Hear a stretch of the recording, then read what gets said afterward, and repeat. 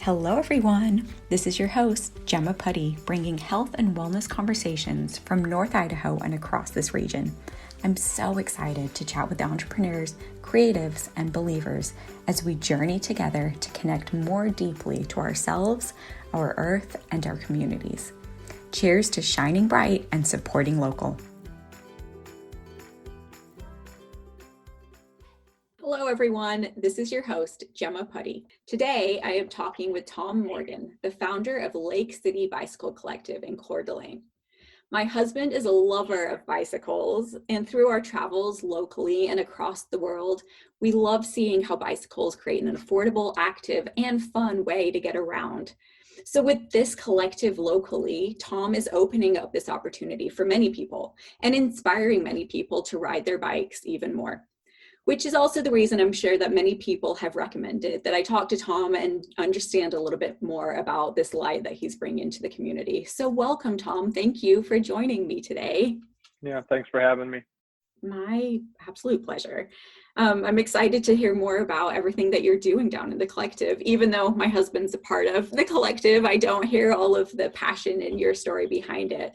So will you start by telling us a little bit about yourself and your journey to finding the collective here locally? I've been a lover of bicycles myself for, gosh, as long as I can remember. My grandmother got me my first bicycle from a secondhand store when I was, 5, maybe 6 years old. And she got it at the St. Vincent de Paul store, which is located, 50 years ago where it is, right now. And, Nice. And so, I learned to ride a bike.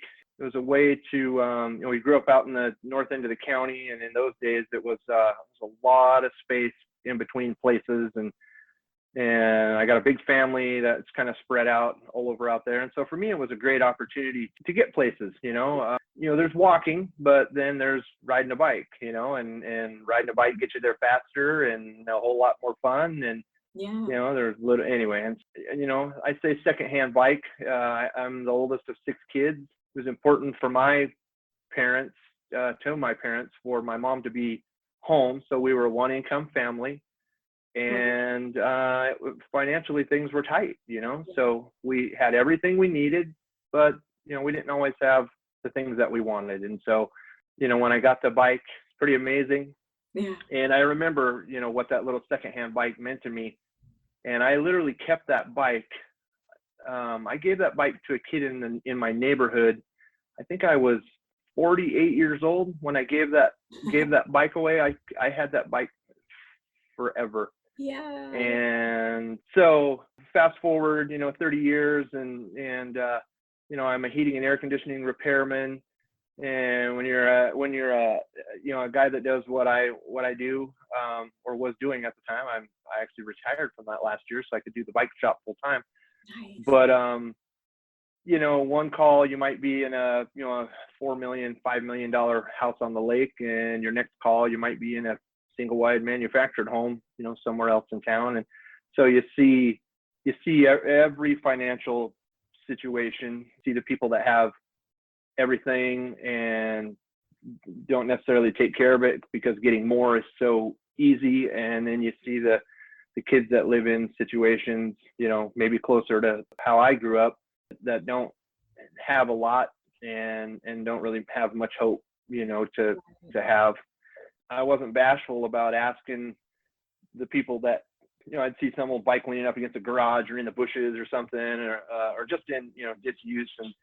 And I would say, hey, what are you going to do with that? Because I know a family across town or, 10 miles from here that's in a situation and hardly anybody ever, in fact, nobody, I can't recall a single person that ever said, no, you can't have that. Right. Almost everybody says, man, if you can, kid that can use it, then by all means. And so I'd go do an air conditioner repair, and when I would clean up, I'd load my tools in the truck and I'd shove a bent bicycle in the back of the truck and take it home. And when I had about 50 bikes in the backyard of our house, my wife says, I think we got a problem here. And so along the way, you meet other bicycle people. Coeur is a great bicycle town. Mhm. I met another group of people that was trying to do something, and then you'd meet another group of people and they're trying to do something. And so we kind of got this loose group of people together and we do these monthly meetings at a coffee shop. 40, 50 people would show up to Wow. and talk about, bicycle stuff, and Yeah. people from the bike shops would show up, and we had mountain bikers, and we had BMX bike riders, and we had, just people riding to work. We had all e-bike people, but the key ingredient was, bicycles.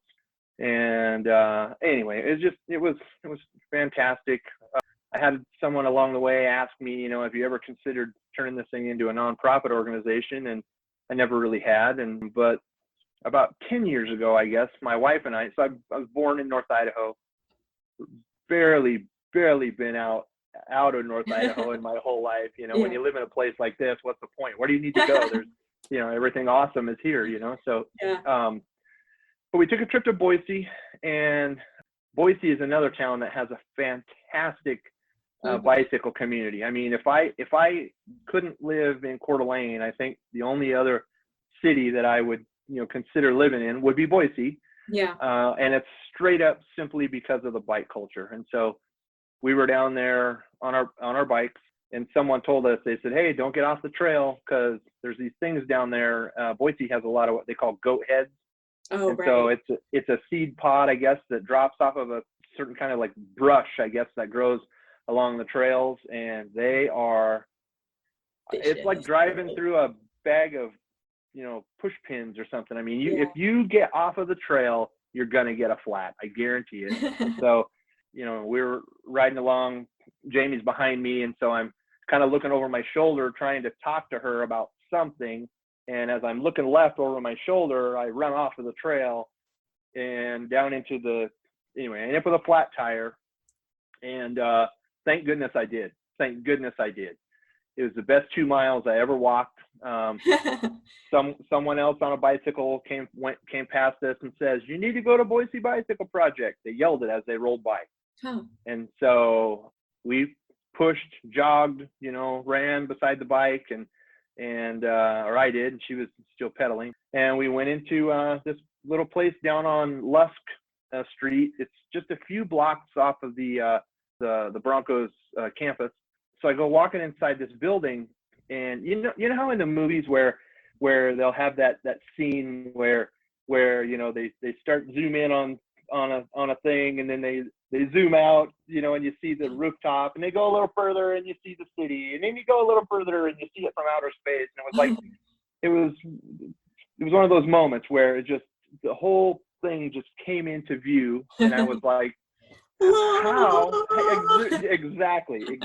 That's the moment. Yeah. It's like a beam of light, shone down from the cosmos, Yeah. And so I actually lost track of Jamie for a couple hours or maybe it wasn't that long. I swear, it was like the carnival, like the candy store. It was like, I was mesmerized. Yeah. And I thought, how on earth has a place like this existed?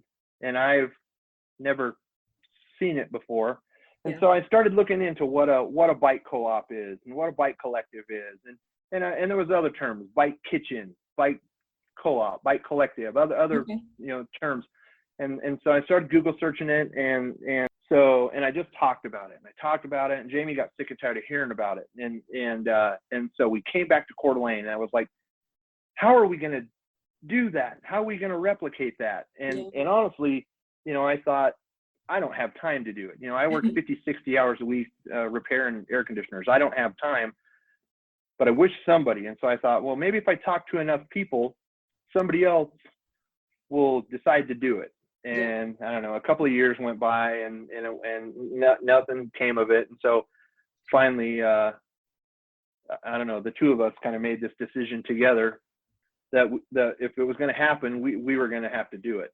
And this whole time you have your bikes and you're kind of giving them away to people along the way. Yeah. Right? And so I'm still doing my thing. And so, like I said, all the time.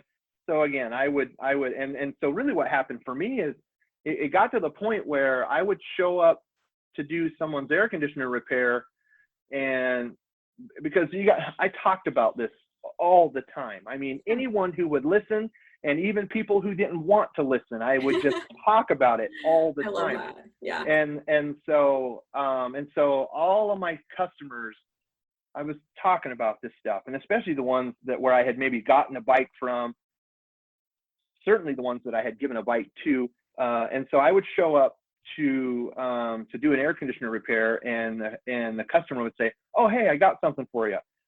And they had picked up a bicycle at a yard sale in the neighborhood for $5 or $10 or something. And so people started saving that stuff for me and keeping it for me. And so, most times I see people, once in the spring to work on, get their air conditioner tuned up for the season, and then once in the fall to get the furnace tuned up for the season. And so without fail, I would start to show up places in the springtime to do their air conditioner repairs, and somebody would have a bicycle for me. It was amazing. And so, like I said, I got to a point where I had 50, 60 bikes at home.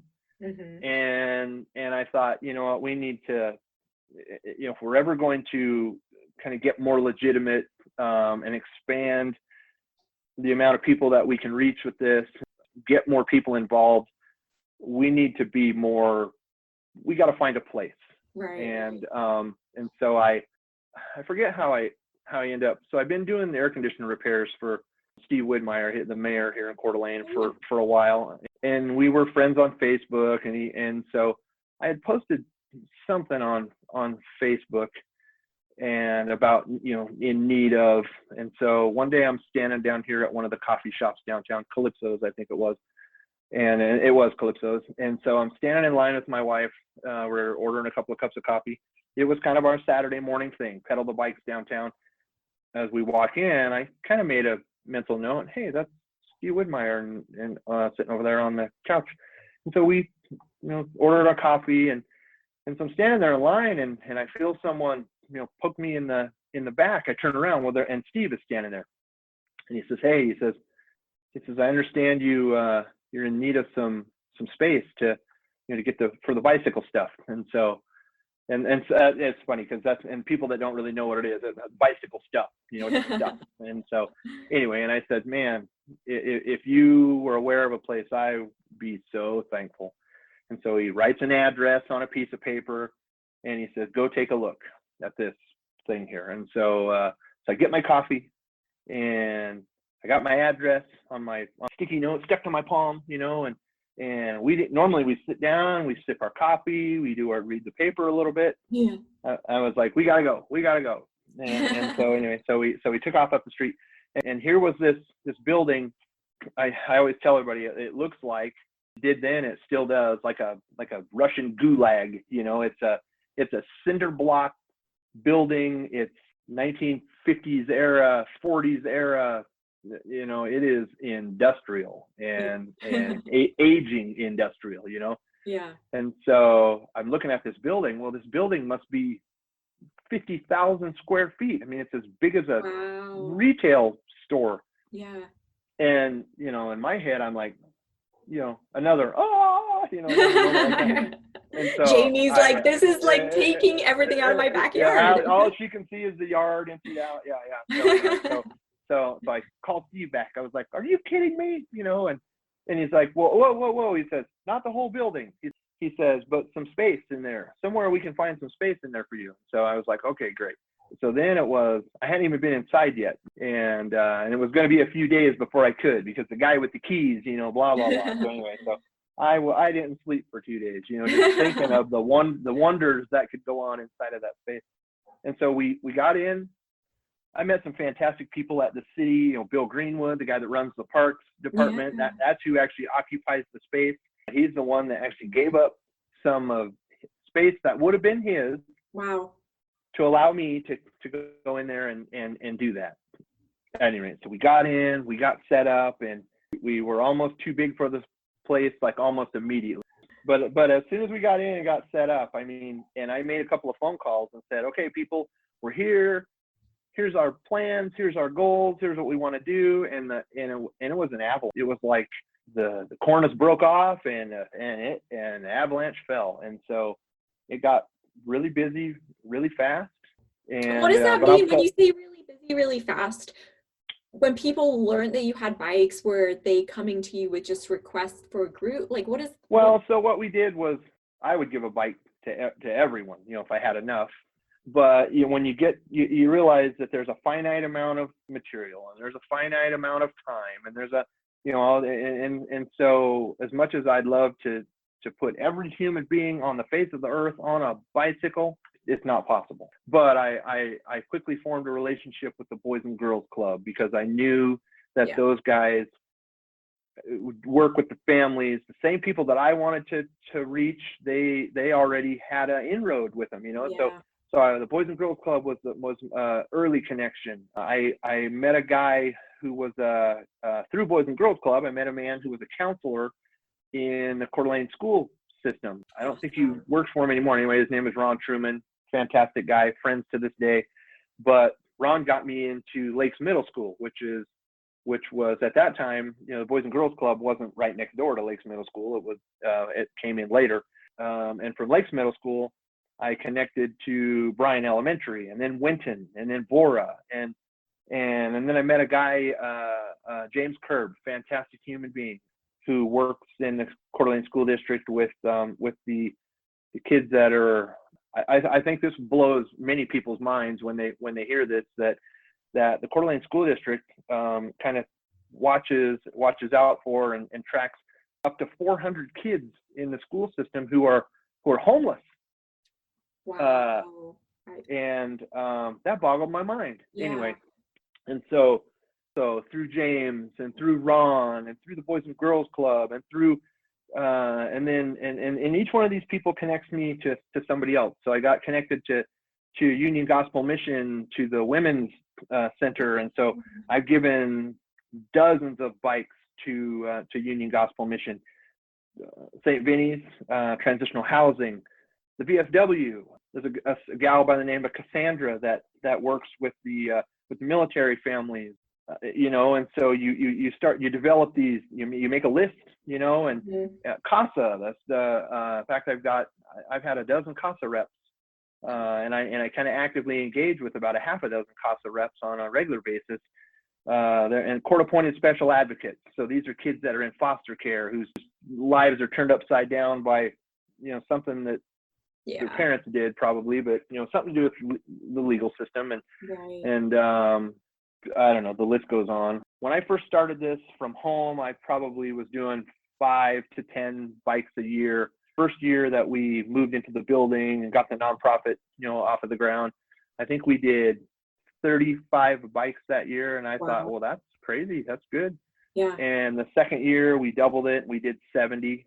The third year we did about 130 or 140, and every year it got to be more and more. And so this past year we gave almost 180 bikes away just at Christmas. Oh, congrats.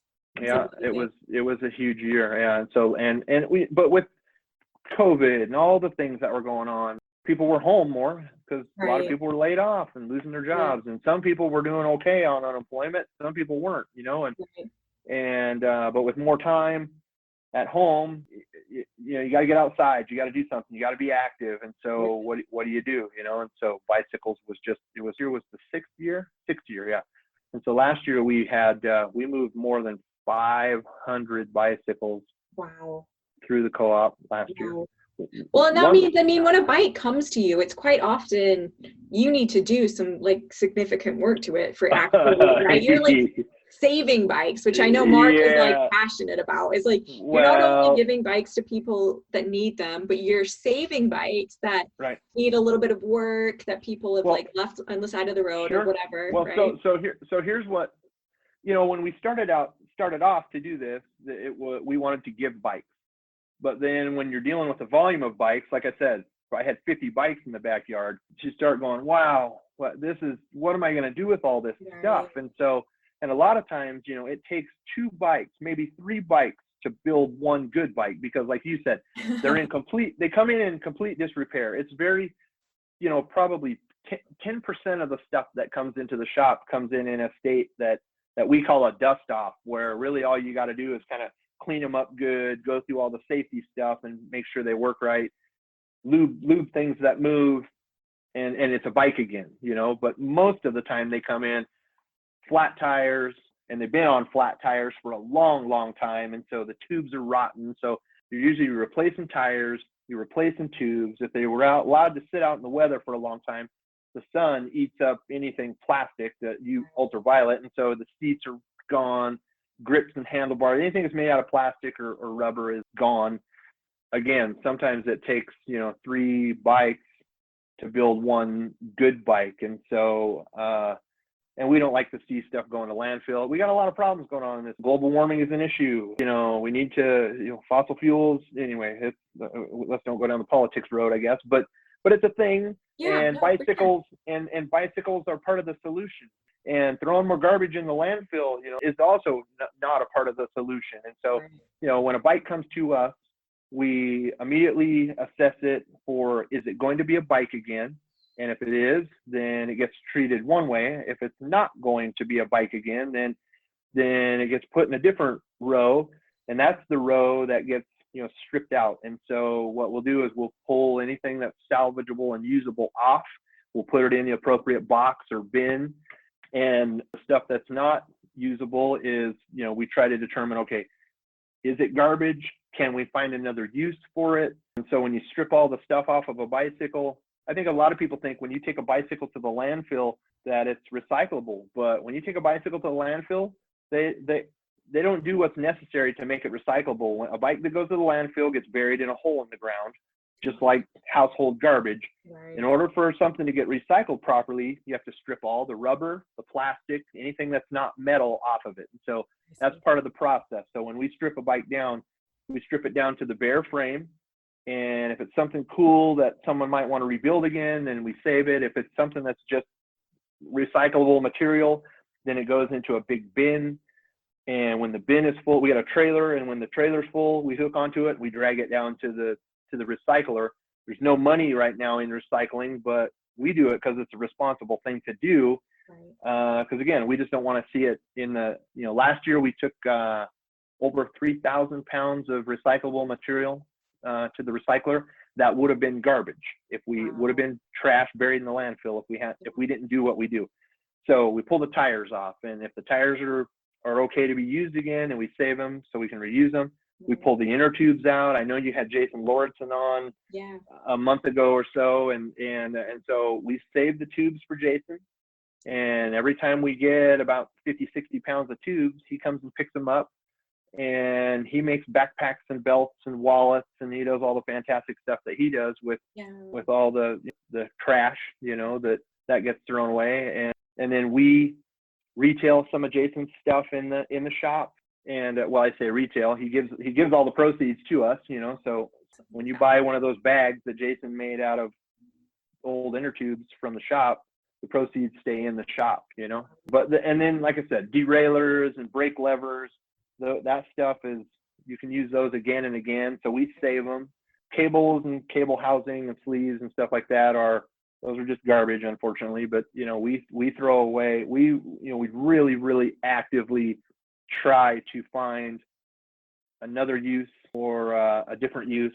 The art community loves old chains, and they love sprockets, and they love all kinds of stuff. And some of the guys actually will come in and they like the old bike frames are made out of steel. Well, most of this new stuff is made out of aluminum, but the old steel stuff, these guys like to cut them and bend them and weld them and build stuff. So I've given a bunch of bike frames away to people that I know have made sculpture out of them. I've got a guy that comes in, buys old sprockets, and he buys old chains. And I've never seen his stuff in person, but I've seen photos of the stuff that he makes out of them. It's super cool. Is he local then as well? He's local, yeah.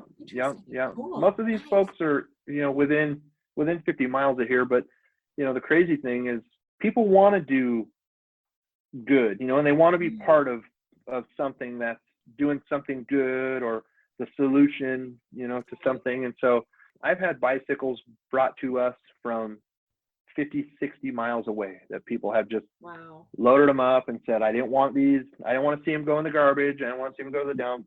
And they'll drive, they're driving $25 worth of gas out of their car to get these bikes to you. Yeah. We've had some emotional things, that sometimes the kids come in, and especially a kid that, was in a situation where, again, some of these kids have no hope that they're going to have a bike. And when they get one, they cry, their moms cry. And it's how you're doing, the right thing. And, I can't even imagine, because it's a bike. I mean, it's freedom for people, sure. right? Oh, for sure. Like, in so many ways, whether it's, for getting around, but for being able to get to work, being able to get to school, just having For sure. grocery store. It's huge. Well, we're fortunate that, for me anyway, a bicycle is, I was going to say a luxury. For me, it's a necessity, because I would die without my bicycle. But for a lot of people, like for people like me, I've got cars outside. So a bike for me is a choice. And a bike for a lot of people is a choice. Yes. But for many people, a bicycle is not a choice. It's a necessity. I see those guys come into the shop all the time too. And so, I've got, through the VFW and a couple other folks, homeless veterans. There's a lot of, you look around a city like Coeur d'Alene, and there's abundance. There's a lot of abundance, but at the same time, and kind of out of view, unless you're in a position where you as a tourist, just driving through this town, you see all the lovely everything, but you don't really see, what's going on underneath, Right. And so for me, we've been in the same spot now we outgrew the other space. Now it's storage. Right. And so we've moved into a new location. So we're renting a space from the First Baptist Church here in town. They've got a space on 5th Street, so 5 blocks off of Sherman Ave. It's real close to all the cool stuff that's going on. But at the same time, like I said, it's the alley behind the church is, it's a footpath for, like homeless people that are going from 2nd Street Commons, where they help provide them with meals, to other facilities in town that are providing stuff. St. Luke's is right next door to First Baptist Church, and they have stuff going on over there to help the homeless community. And so they walk past, and they know that we're there, and they know what we do. And so I have, a dozen conversations a week with people that are really in some pretty dire situations. Again, we won't get into all that, because, some of them are in situations of their own making, and some of them have mental health issues. Some of them have, and for me, I don't try to judge, who does, that's not for me, they if they come in and they say, I need help, I figure out how to help them. It's just that simple. And so, I think we're all like one decision, one bad choice away from being homeless, or one like medical bill, like something catastrophic could happen to any one of us. Like, absolutely. Who are we to judge, right? Like, who are we to judge? Yeah, for sure. Yeah, exactly. So like I said, they come in and they need help, and I will say this, that I think when you're an adult, by the time you reach adulthood, you realize that things in this world cost.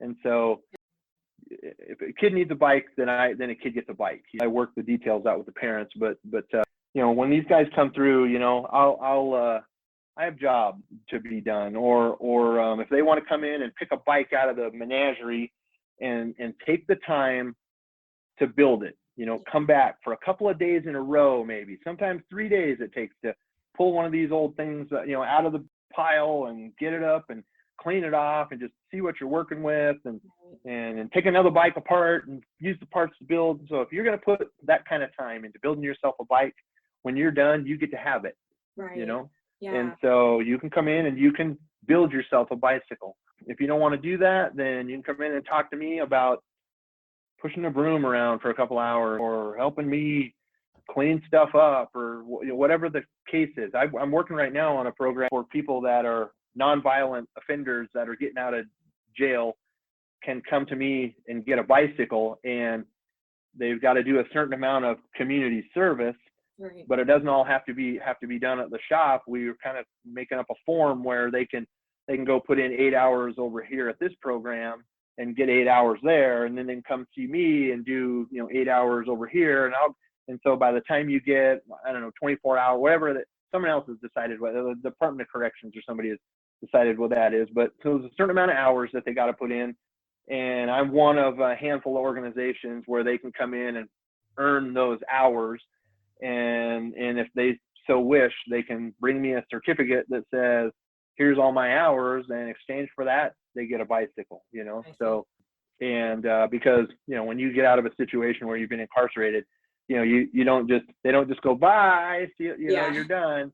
It's, you know, you got parole officers, and you got places you got to be, and you've got, you know, drug testing, all the things that come along with making a mistake like that. And it's pretty difficult when you've had your driving privileges taken away to get to all these places. How do you do it? So even if you did apply for a job online and get it, well, now you got to show up physically. So you got to be able to get there. And so if you can't drive, then you're either going to take public transit, which, but anyway, because public transit in this town leaves a lot to be desired. And so a bicycle is, you said it earlier, it's freedom. It's your own vehicle to get you to the things that you need to do kind of in your own time frame. Well, let's that's really what because the collective, I mean, you kind of touched on it a little bit there. You're given bikes, but then you also offer a lot more. You offer skills for people to then be able to maintain those bikes, to empower themselves into, like, it's not a car where you're like, oh, I need to go to the mechanic. There's no way I can figure this out by myself, but you're teaching that, you're teaching safety. Do you want to talk a little bit more about we offer that we offer that to anybody who comes through the door. We're open Tuesday through Saturday right now from noon to 6. And so anybody who comes through the door during those hours and just says, hey, I'd like to be more comfortable with working on my bike, we'll give you, a class, stop what we're doing. And if you brought your own bike, we'll put your bike on the stand and we'll show you. If you didn't, then there's 100 bikes in the building that we can use as props. And I had a whole family that came in on Saturday. They had bought bikes from the co-op. So that's the other thing we do. We offer affordable bikes for sale. So we don't just give them all away. We learned from, don't forget we were talking about training, but I wanted to hit on something. Normally we take, on top of taking in a lot of bike donations, we probably get 400 or 500 bikes a year donated to us. We got cash as well. We got rent to pay, we got to buy parts, we got, anyway, you know what cash is spent on, but anyway. And so last year with COVID and with people not being able to have their big gatherings and the things that they would normally do to generate the money that they give, nobody was able to do that. And so a lot of these bigger charitable organizations that support the little guys like me weren't able to do that. And so we found out, that the country got shut down in middle of March. And so by middle of May, I was getting emails on a regular basis saying, hey, we're not going to be able to help you financially this year, but good luck, and so we had to focus on sales more than ever before. But with the sales, we were able to, we took care of it. We stayed, we kept afloat. In fact, when all the retailers and the bike shops ran out of bicycles, we were the only place in town that still had bikes. And part of the reason why we moved so many, I think, last year. But the other thing was because there's so many people out there that already have a bicycle. Yes. That maybe they didn't ride them very much before, but now they're out there dusting these things off, and they're going, oh, well, it needs a little something. Well, if you got a bike that's 30 years old, you can take that bike to a bike shop and put a bunch of brand new parts on a 30-year-old bike, or you can come to us, where we've probably got another bike exactly like your bike somewhere in the building.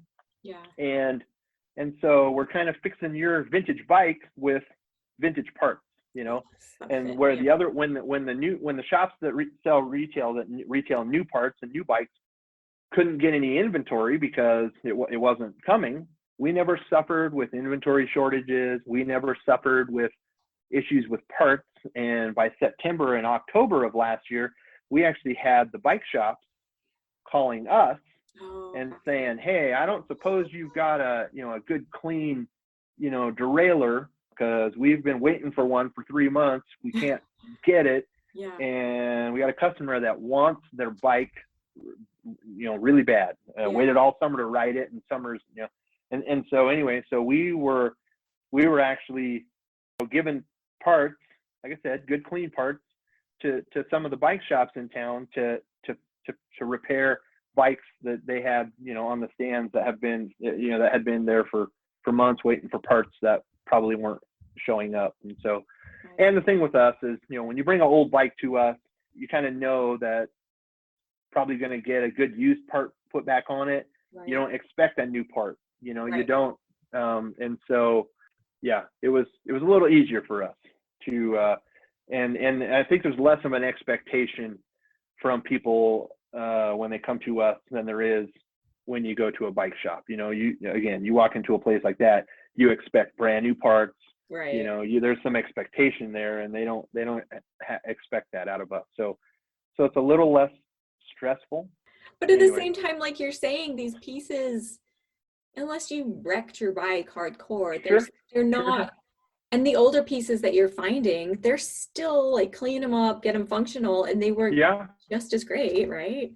Yeah. Well, and the thing is the thing with bikes that I think is disappointing is that they don't get ridden enough. A lot of people, by the time a bike, gets disposed of or gotten rid of, because probably been sitting in the corner of the garage for 4 years and the tires are flat,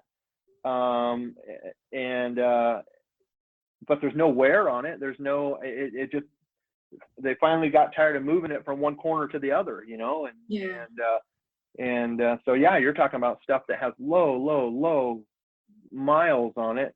Some of them come in, they're pretty beat up, but I tell you, I think the stuff, the old Schwinn stuff and the Sears and J.C. Penney's and Montgomery Ward's, the bikes in those eras, 60s, 70s, even into the 80s, were just, the quality was amazing. And so when you find those old bikes, they may have a layer of rust on them, but below the surface, man, they are.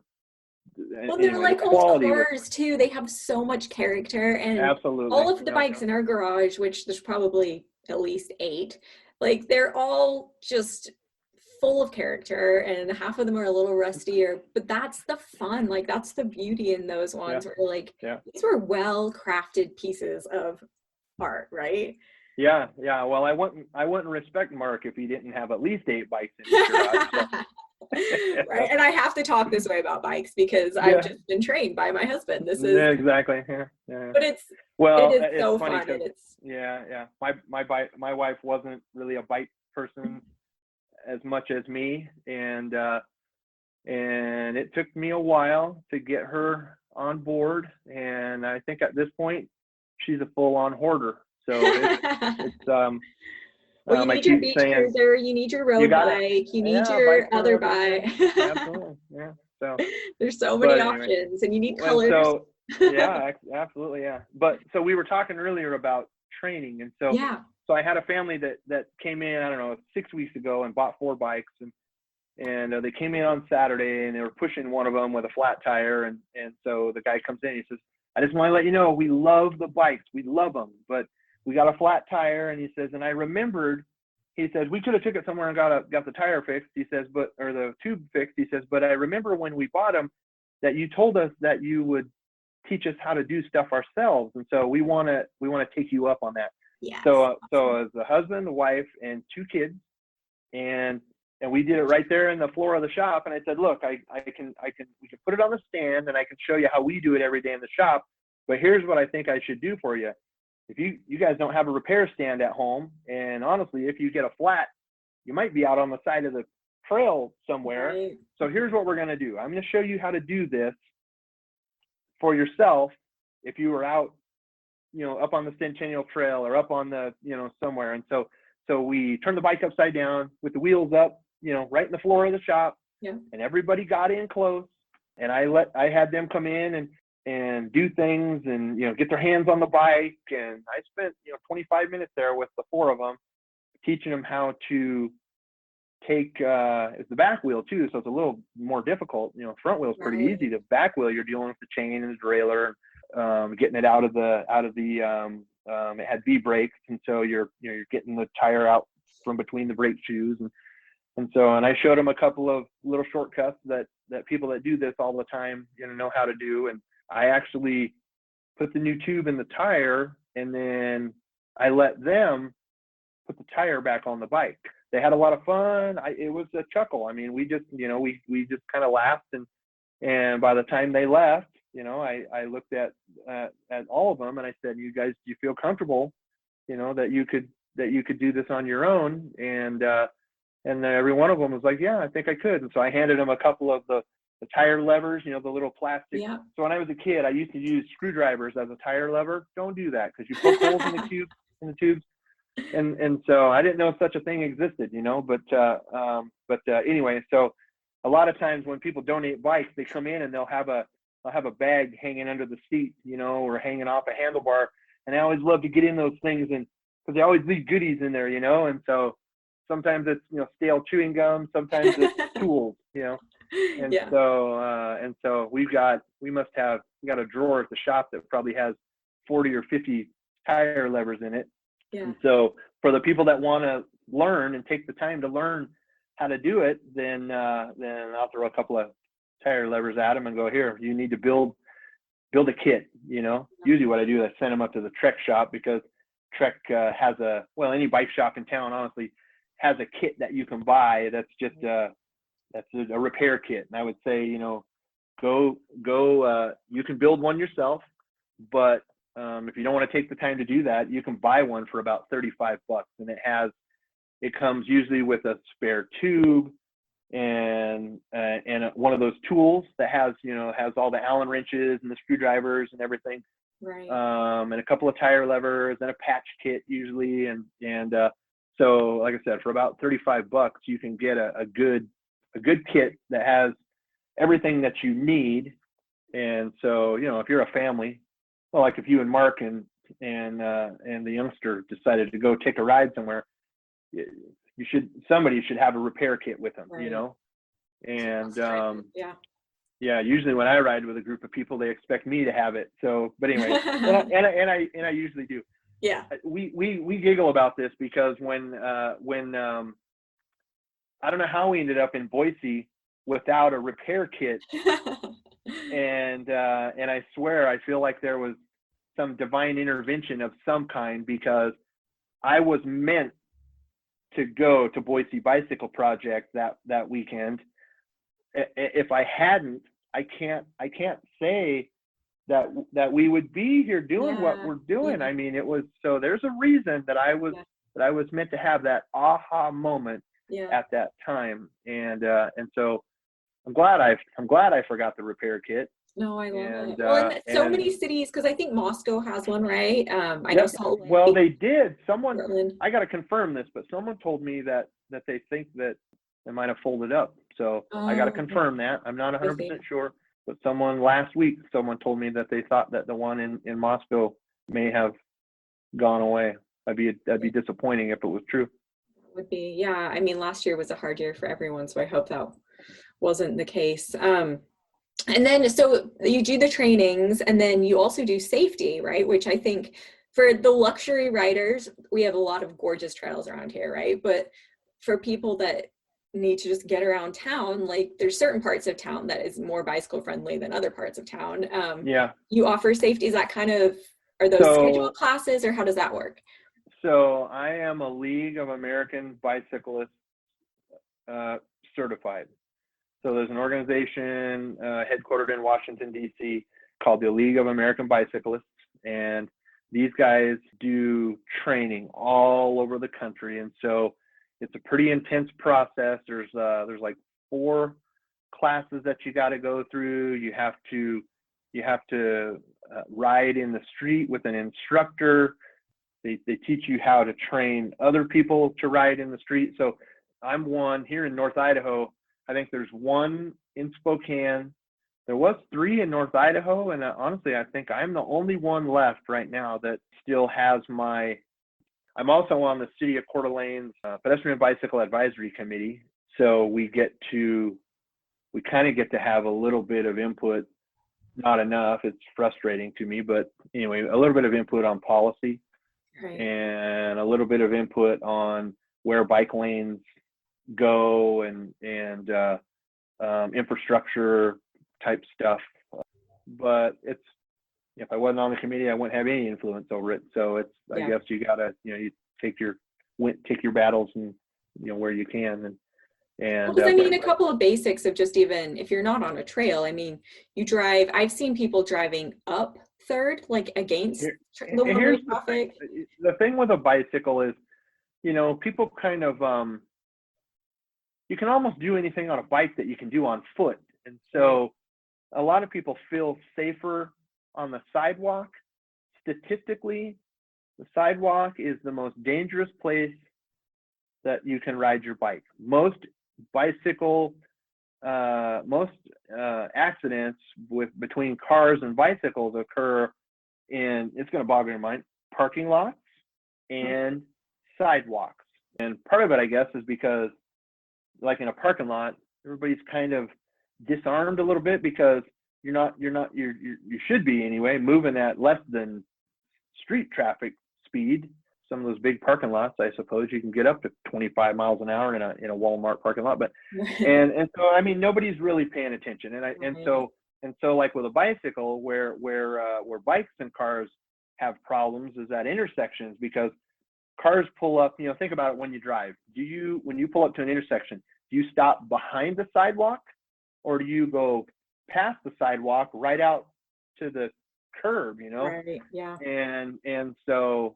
And the other thing is when you're in a car, you're really looking for other cars, and you're looking for them out in the travel lane. You're not looking for something that's moving at the speed of a bicycle, coming right at you. They're going to hit you right about the mirror on your door, and so, part of it is I don't believe at all in victim shaming or, all the things that happen when cars conflict with bikes.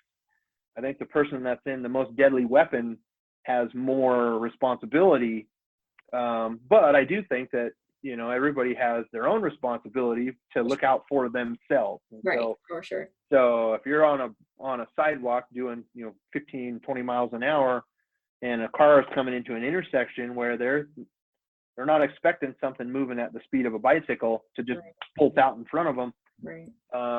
There's some blame to be laid on everybody in that scenario, and too often we blame it all on the cyclist, and the car mysteriously gets a pass, so. Well, we also live in a very car-centric city, more so than a lot of places, right? So it's and a place that has very, very large trucks everywhere.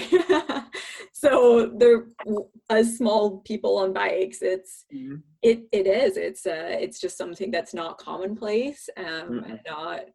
Yeah, it's not on their radar, I guess. So having that. Well, and we're driving distracted. The guy on the bike might have a headphones in and music playing, and the guy in the truck, very well might be looking at his phone instead of looking out the windshield, and so we're distracted, and really when you're on a bike moving around in traffic, you should be alert and aware. Certainly when you're in a vehicle and you're out driving around, you should be alert and aware. So put all the distractions aside, 2 hands on the steering wheel, looking out the windows. That's not what we're doing. We're fiddling with the knobs on the stereo, or we're drinking coffee. Looking at your cell phone. We spend too much time looking at cell phones, so. No, for sure. At any rate. Yeah, well, I think we could talk bikes all day long, but I'm curious, what is your vision for the collective? That's one question. Is there a collective that inspires you, that you're kind of looking at, that inspires your vision? And how can people support you? You're a nonprofit. Like, how can this community get behind what you're doing and support? And my vision for the collective would be continue to focus on the less fortunate in the community and continue to make bikes available for free if needed, affordably, to teach anyone and everyone that wants to how to take care of their own bike, do their own repairs if they want to.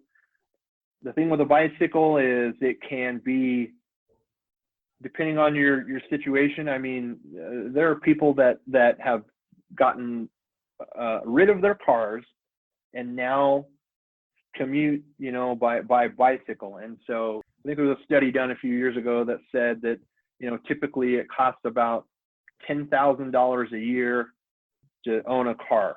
Right. That's if you are making payments or whatever. If you maybe own a car and you're just, doing the maintenance and the upkeep and the stuff on a car you own, it's still somewhere around $5,500 to $6,000 a year to own a car.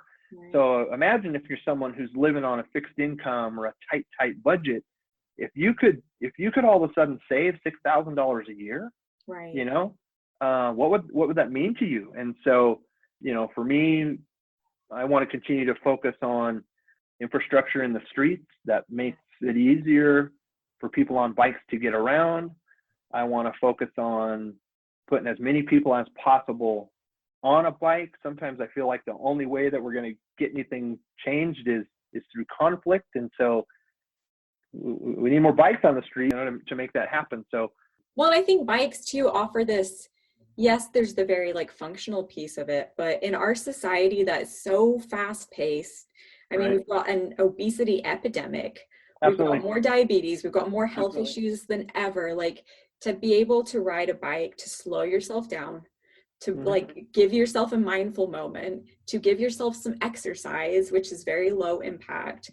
There's so many benefits of a bike beyond just the functional getting from A to B, right? There's a handful of studies that talk about the mental health piece of exercise in general, but of a bicycle.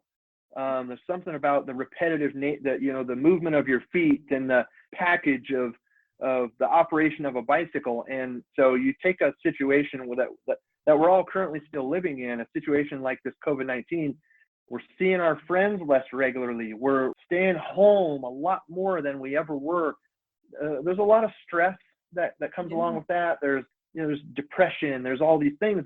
So you got a tool, something as simple and as inexpensive as a bicycle that can, just like you said, the exercise, the fresh air, the outside, you pedaling through your community, seeing what's going on in your neighborhood, the mental health piece that goes along with it, the cost saving, especially if you're someone that lost your job and now, most of those people are coming to the end of the unemployment cycle. We're talking a year, and so, and if you haven't gone back to work or you're back to work on a limited basis, if you can pedal a bike to the grocery store and save having to get in the car and turn that key and burn up that gas that you might need to get to work. Maybe you're not thinking, okay, I'm going to ride my bike to work because it's 10 miles away, but you might be thinking, well, gosh, the grocery store is a mile away.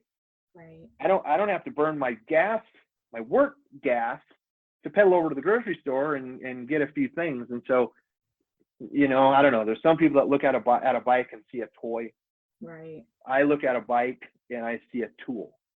And I look across the globe too, and you look at very established countries, and they have parking garages for bikes. And exactly. How many more bikes can you fit in a parking garage than cars? And we're taking up all of our land, trying to figure out how to deal with these gigantic vehicles that are getting more gigantic. And so you got, you go to malls are dying anyway, but you go to some retail establishments and you're absolutely right. How many acres, thousands, millions of acres of land in this country and around the world have we covered over with black asphalt? And, what happens to the black asphalt when the sun shines? It gets hot. And so, again, we're talking about all these, there's just so many things that we're doing. It's our own fault, right. But there are things that you can do. And so there's some people that aren't going to do anything. That's not that they don't care. It's just that I don't know what I can do and I'm not going to try. And there's some people that are going to go, okay, I can do a little bit. And if a whole bunch of us decided to do just a little bit, then it turns into, a thing. And so the collective moving forward, what we really need is we need your old bikes. We need to keep them out of the garbage and keep them out of the landfill. They need to be ridden. We need to get more people moving. We need to get more people on these bikes. And so we need your bikes. We need you to tell people, talk to people. And if we touch your life in some way, tell somebody about it. If you need a bike or you need some help, come see us. Really, with any nonprofit or any organization everywhere, money. It's money. So, like I said, we figured out that where we're at, we can kind of keep the status that we've, station keeping, where we're at with what we've got. But if we want to expand, if we want to move forward, if we want to be able to help more, it takes money. So let's talk about your event coming up, because that'll be a fun way for if people are curious to come and check you out. And so we've got an event May 22nd. It's a Saturday. I think we're doing it from 11 to 4. Okay. And it's an open house for us. And we finally we've been working on some stuff. Mark can tell you about it, but we've been working on some membership type stuff where you come in, you make a donation of like $60. We're calling it a membership. And with that membership, you get access to things.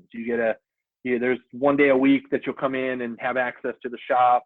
And anytime you want to, you can come in and get a discount on parts out of the parts bins, stuff like that. And so we're doing this. It's a membership drive, but it's crazy because for as long as we've been doing this, and so we've given away about 2,000 bicycles in the last 6 years.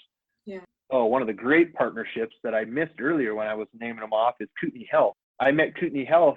I got a thorough chastising from a person at Coeur Health. I got this nurse called me up.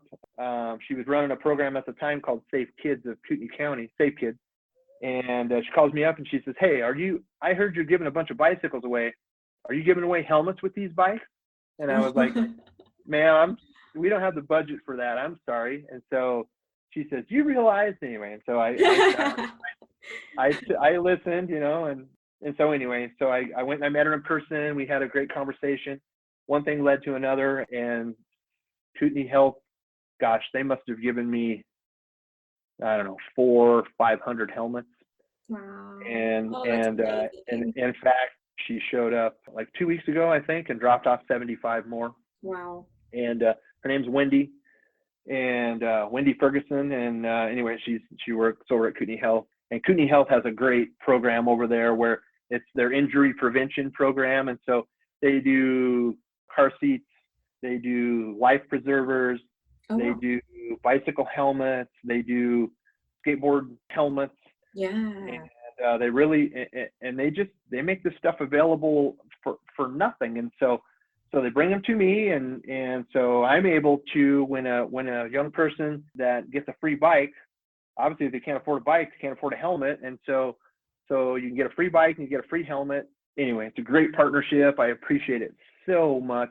Oh yeah. But yeah, like I said, so our event that's coming up is it's an open house, and because so many people come in and they go, "I didn't even know you guys were here." Right. I hear this every single day, right. And it's like, again, 2,000 bikes have gone out of the building.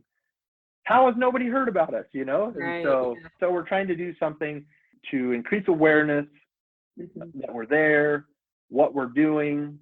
You have something to offer for everyone. Like you're giving, like your purpose is to reach people that really need them. But like you were saying, like anyone with plenty of money could walk in there and be like, "Hey, it doesn't make sense for me to buy a full cost bike.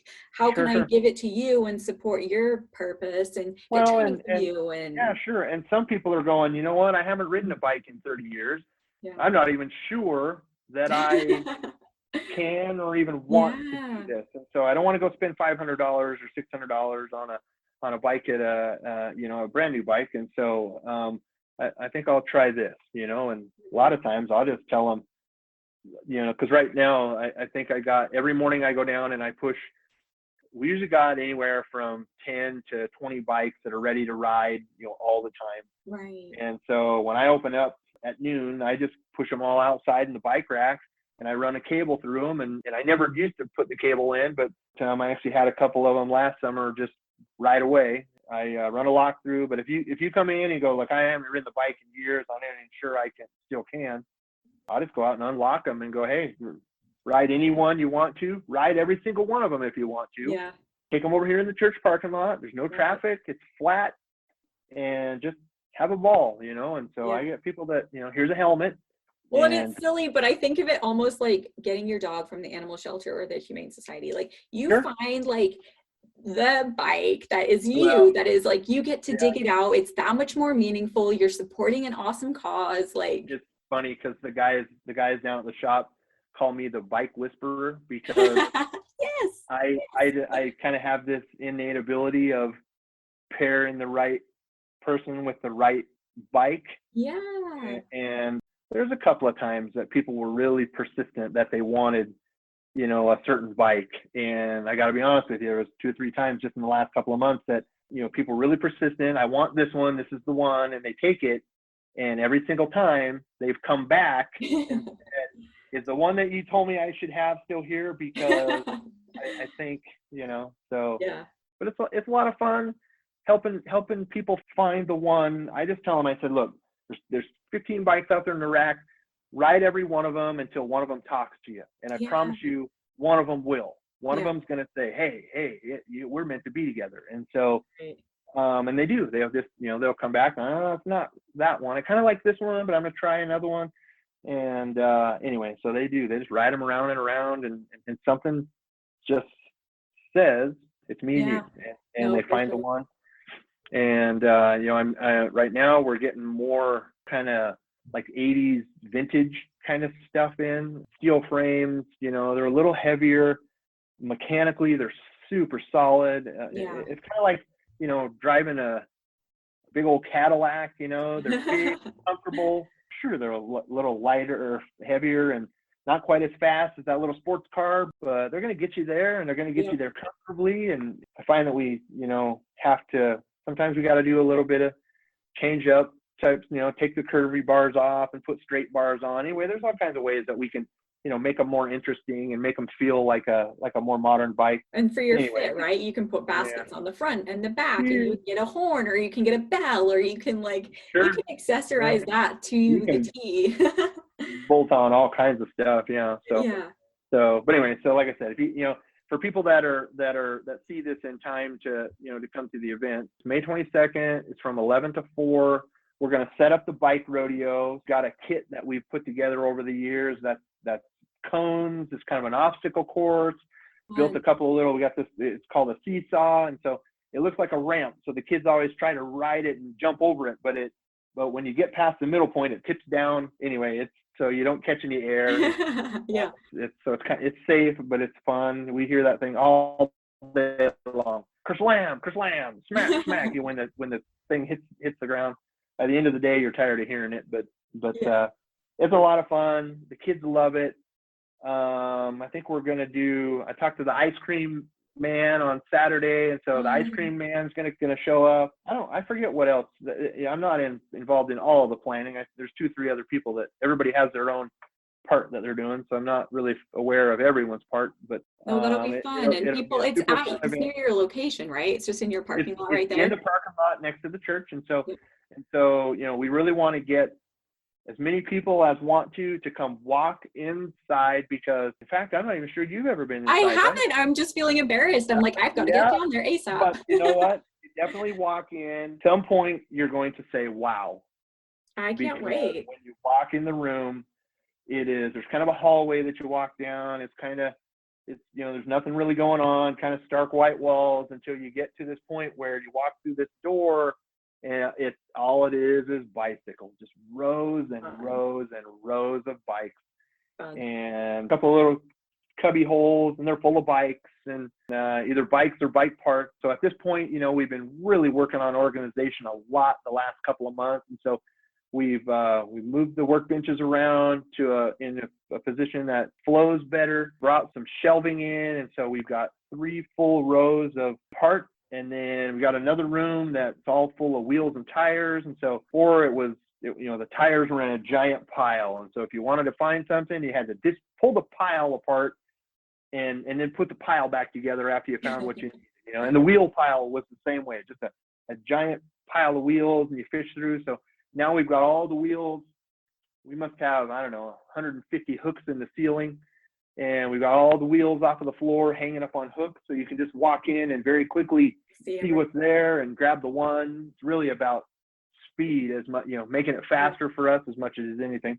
And you can go to the wall, and it's, I think there's 10 hooks on the wall. And all I did is I went to the hardware store and I bought a bunch of plumbing pipe, and I made these, screwed one into the wall and the other end comes out with a hook on it. And I think they're 24 inches deep, and there's 10 of them, and each one of them has as many tires mashed onto it as it can hold. But you can see, there's the 26s, there's the 24s, there's the 29s, there's the road bike tires, there's the kids bike tires, anyway. And so it makes it really easy to walk in a room and go, okay, I am going to be over here. I'm going to, anyway, and it increases our productivity, which means that we can reach more people. We can help more people. Yeah. When people come in wanting to do their own work, before they would come in working on a bike, and you get to the point where you need wheels. Okay, go over there and tear that pile apart until you find, Anyway. Good luck. So, yeah. It's like going to the Goodwill now, right? You're like, they've organized it all for me. This is perfect. Great. Yeah. So it's a blast, and there's always a point when someone's working on their own stuff where you kind of see the light come on, because I think a lot of people come in and they look at it and it looks a little daunting. Right. You finally get to a point where, you got the wrenches in your hands and there's a guy standing here to help you if you get in trouble. And some people like you to stand there with them the whole time. Some people kind of don't do well, when you're looking at them. And so you kind of point them in the right direction. You give them a few tips and pointers, right, and you just let them know that you're there if they need you. And then you get out of their way, and some people work really well like that. You get to see all the different ways that people work, but regardless of whether you're the person that needs help and wants someone looking, or you're the person that does better when no one's looking, they all get to the point where the light comes on. Yeah. And it's super cool. Yeah. When the light comes on. I love it when we get to that point, and that's when you know that you're going to see him again. I've got a guy, his name was James. James says he came in just as a guy looking for a bike. Now he's probably once, maybe a couple of times a week, he comes in and he's cleaning stuff up and he's organizing things. And he's my guy that,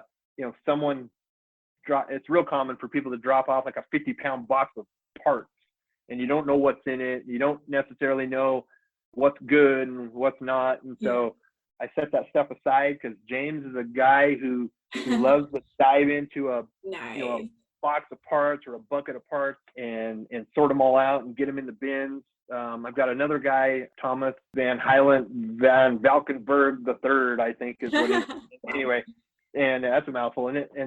And this guy, I love this guy's story. So he was, how are we doing for time? Because I'll keep you here all day. I think we'll wrap it up here in a second, but okay, I love stories too. This part. So Van just turned 70. And the first time I met him 2 years ago. And so he was 68 years old at the time. He is a guy who diabetic. He smoked for 50 years. His doctor told him, if you continue smoking, you're going to die. It's just that simple. He says you can smoke or you can walk. And so he decided who'd have figured? He decided to quit smoking. So he ended up having some stents put in his feet because, diabetics struggle with circulation to extremities. And so he had some stents put in his feet. I think he's got a couple in his legs. But, at 70 years old, this guy lives in Post Falls, and he pedals his bicycle from Post Falls on the Centennial Trail to the shop in downtown Coeur d'Alene. In the summertime, he'll do it 2 or 3 days a week. So we're talking, 10 miles round trip. So he's doing, there's 30, some hills in there too. Oh yeah.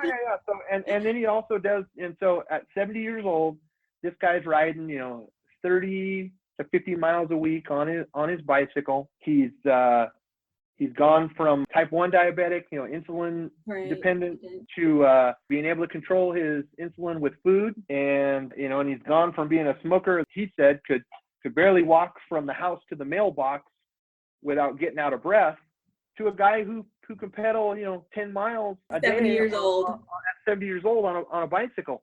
That is vibrant living right there. I love that story. Yeah, absolutely. I got another guy that comes in who had a brain aneurysm and was nonverbal for a while. He was actually, left side, lost use of his hand, couldn't use his leg very well, and he had been a cyclist for years, and it was driving him crazy that he couldn't ride his bike.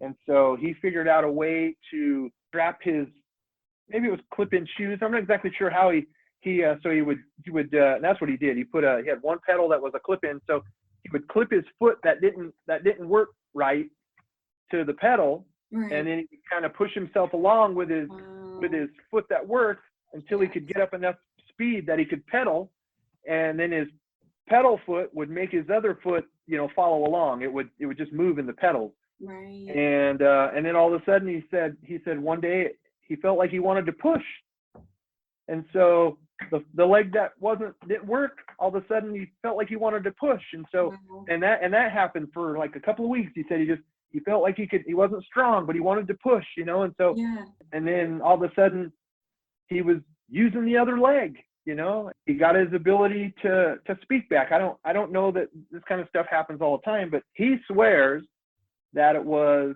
his bicycle and the moving and the having to think about and the balance and all the things that it takes to make a bicycle move. He swears that that's what brought him out of the, he calls it the dark times, and anyway, I like I said, I could tell these in, almost 7 years of doing this.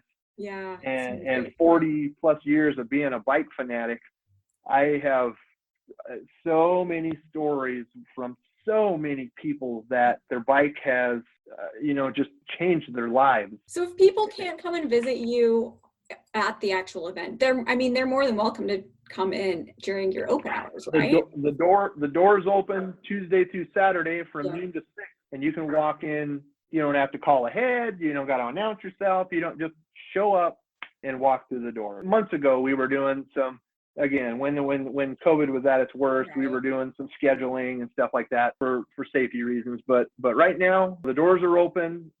You can wear a mask if that's where you're at comfort-wise. A lot of people are, got all their shots and stuff now, so it's up to you. We don't care if you wear a mask. Again, there's no politics in the shop of, oh my gosh, you're a masker or you're not. Yeah. We just, bikes and politics, they don't belong together, Right. and not in that, that's our happy place. There's enough of other stuff. You can find that anywhere you want to. If you're sick of that stuff and you don't want to find it, come see us, because we don't do that down there, So like I said, if you want to wear a mask, nobody cares. Yeah. If you don't want to wear a mask, nobody cares. And you can, maintain your distance. Again, it's your comfort level. Right. And you're online, so people can check you out. Your website is lcbcbikes.org. Correct. Right. Yep. And then you're on Instagram and Facebook. Yep. I don't know. We're talking TikTok. I don't know. I don't either. That makes me feel old. I don't want to see this mug on TikTok, No, I hear you. But the thing is, you're in person, right? Like, people go down, visit, like, see how you can support, how you can learn. Yeah, for sure. If you got bikes that you don't use and you want to see them go somewhere to good use, bring them to us. Or pieces of bikes, for that matter. Or you just don't want to see them end up in the garbage. Bring them to us. If you're aware of someone that could benefit from a bicycle, call us up. Let us know. If you think that less carbon footprint, if you want to, if you drive your car, for whatever reason, get on a bike, ride your bike. If you don't have a bike, come see us. If your bike is in disrepair, you got an older bike in the garage and you're thinking you want to ride it again, come see us. If you're thinking about buying a bike, but you're not quite sure and you don't want to go spend, $500-600 at a bike shop, come down and when you decide to do that, go see the guys at Trek or go see the guys down at Vertical Earth. They every bike shop in town, from Coeur d'Alene Bike Company to Vertical Earth to the Trek Shop to Mountain View Cyclery to Two Wheeler Dealer. Gosh, who have I missed? Have I got them all? Every single bike shop in town has donated bikes to us, or parts to us, or time to us, and we've done our best to give back to all those places in whatever capacity that we could.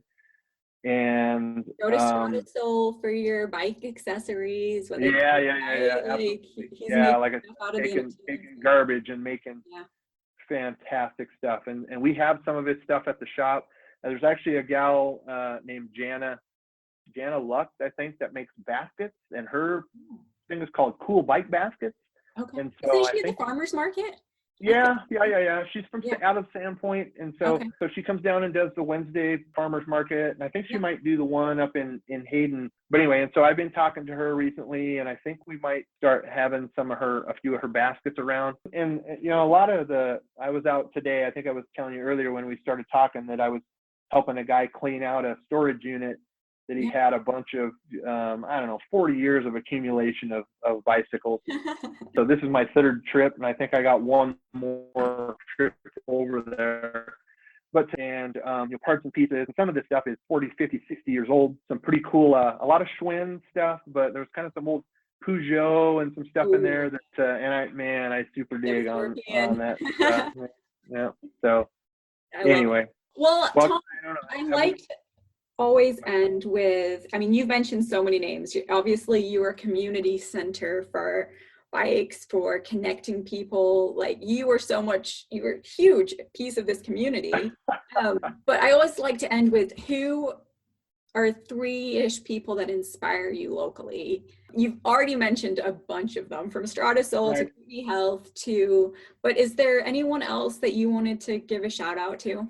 Well, I'll tell you what, so there's people that help keep me focused and keep me motivated and keep me moving forward. And so the first person that I got to give credit to for that is my wife, Jamie. Yes. I'm an ideas guy, and I'm a kind of get it started and not so much of a follow through to the end without someone to keep me going, focused. And so she's my focus. But Mark, certainly your husband, he motivates the heck out of me, and he's on the board, and that's the reason why I invited him to be on the board. And my board, they support me. So Nancy, Rose, people in the community that motivate me. I got to say that I wouldn't be, I might be, but the guy who probably gave me the first big break to get this thing off the ground was Widmyer. He's not running again, I guess. He's not going to run for a third term, which is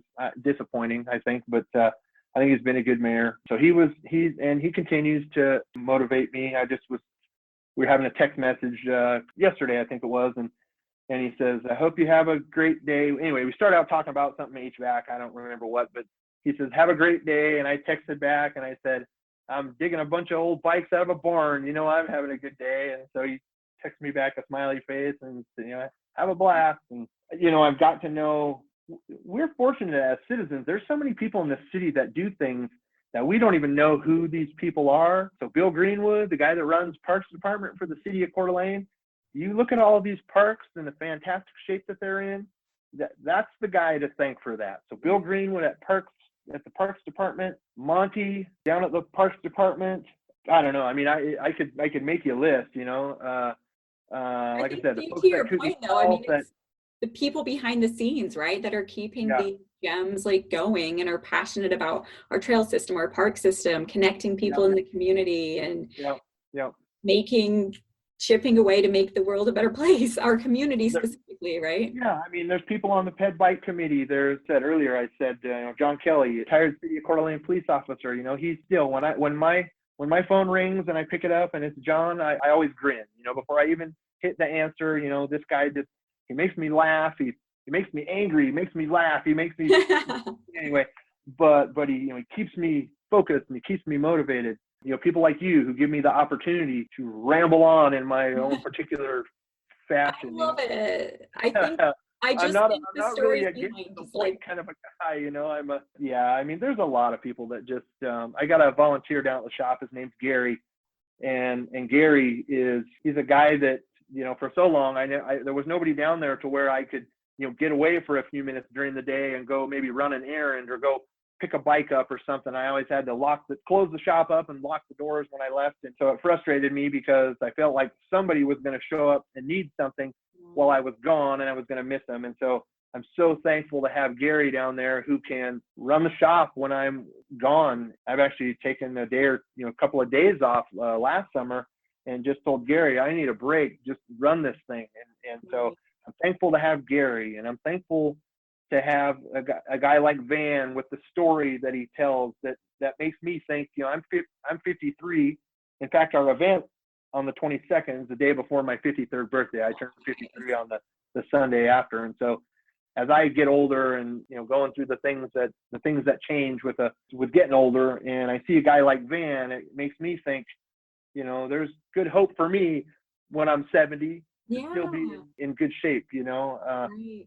And there's just, I got to tell you, one of the big things that motivates me is the person that's going to come in tomorrow in a situation that I can help with. There's been a number of them that I don't know their names. We're talking 5 years ago, but I remember the story and it motivates me, and so I look forward to hearing the story. I'm like you, I love to hear a story, and so I like it when they come in and they tell me what happened in their life, and I take time to listen to them tell me the situation that they're in, and it's kind of how I can figure out what they need for a bike, or whether they need to spend the time in the shop and build one themselves, or whether they just need to pick a bike that's already riding, and for me to figure out what they need to do, to earn that bike, or certainly if it's a little kid that's in a situation. Again, I have, court-appointed special advocate reps that come in and they're looking for,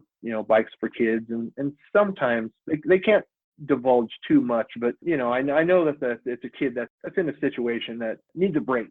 Well, and I think it just is an opportunity to connect with people, people with whatever story that they're coming from or experiences that they've dealt with, and just to be there to be able to give them that piece of hope, which you're doing through bikes, which just gives me chills even thinking about it. So I think you're inspiring a lot of people, and let's get that story out there more and more. And obviously you're already helping tons of people. And they inspire me, they inspire me. Right. Isn't that funny how it actually comes full circle? You're like, absolutely. Wait a second. Yeah.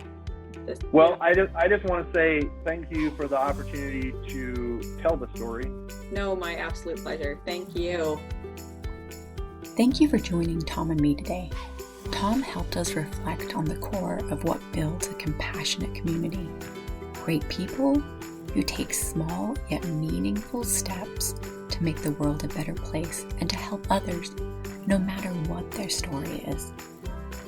In this world where we often, and especially now, feel like our core values have been lost, it's so refreshing to hear about the behind-the-scenes compassion and the acts of kindness that are actually all around us on a daily basis.